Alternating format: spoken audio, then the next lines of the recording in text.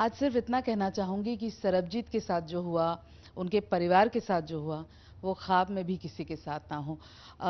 उन पर फिल्म बनी है जिसके ज़रिए शायद आप सरबजीत की जीवन को कुछ ज़्यादा समझ पाएंगे, जो नहीं पता वो भी जान पाएंगे। मेरे साथ इस वक्त मौजूद हैं पर्दे पर हीरो हैं हमारे इस वक्त रणदीप, जो सरबजीत का किरदार निभा रहे हैं। स्वागत है आपका एबीपी न्यूज़ पर। बहुत बहुत धन्यवाद। रणदीप, नाम जब सरबजीत नाम सुना था, हम सबके लिए एक खबर थी उस वक्त की सरबजीत के साथ क्या हो रहा है, क्या हो रहा है। बट बॉलीवुड में आप सबने भी ये खबर देखी होगी, सुनी होगी। तब तक तो ये सब बात भी नहीं थी कि कोई फिल्म बनेगी या आप उसका हिस्सा भी बनेंगे। उस वक्त आपके जहन में क्या था सरबजीत को लेकर? उस वक्त ये था कि ये एक हिंदुस्तानी नागरिक है जो वहाँ पे जेल में एक गलत आइडेंटिटी से फंसा हुआ है और उसकी बहन उसको निकालने की कोशिश कर रही हैं, पर जो पॉलिटिकल सिचुएशन दोनों देशों के बीच में थी उसकी वजह से वो ऐसा नहीं हो पा रहा है। सिर्फ इतना ही पता था।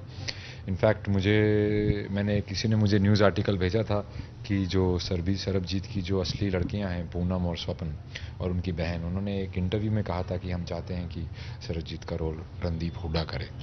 तो वो मैंने पढ़ा था उसको, फिर भी मैंने नज़रअंदाज कर दिया था क्योंकि मुझे पता ही नहीं था कि कोई ऐसी फिल्म बनेगी भी या बन रही है।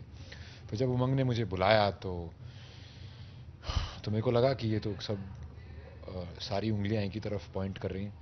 तो मैं काफ़ी रिसर्च करके गया था। तो फिर स्क्रिप्ट दी उन्होंने और स्क्रिप्ट में काफ़ी कुछ था ऐसा जो कि मुझे लगा कि लोगों को की रुचि में हो और ये फिल्म बननी चाहिए। सिर्फ एक ही रीज़न से, बेशक क्यों ना हो, और वो है कि सरबजीत दोबारा ना हो किसी के साथ। जो सरबजीत के साथ हुआ, जो उसकी फैमिली के साथ हुआ, वो दोबारा किसी को ना हो। तो मेरे ख्याल से फिल्म का ये एक मैसेज है, एक अवेयरनेस होगी मुल्कों के आवाम में और दोनों मुल्कों की गवर्नमेंट में कि आपके जो सियासी उलटफेर जो चल रहे हैं, जिससे जो निर्दोष लोग और उनकी फैमिलीज जो पिस रही हैं, वो ना हो। जब आप उनकी बहन से यहाँ मिले, उनकी अपनी बहन से मिले, तो दलवीर जी, बहुत हिम्मत है उनमें, क्योंकि मैं उस वक्त दलवीर जी के साथ जब वो यहाँ पर जूझ रही थी लोगों से मिलने के लिए, मैं as a channel we were there with her. वो अलग अलग जगहों पर जाती थी और स्टार्स को मिलने की कोशिश करती थी कि शायद सलमान कुछ बोल दें, ये कुछ बोल दें, वो कुछ बोल दें। बहुत सारी कोशिश उन्होंने की थी। तो आई सॉ द फाइट, एक छोटा सा हिस्सा ही मैंने देखा। तो वो कौन सी बात जो उनकी तरफ से आई आपके पास?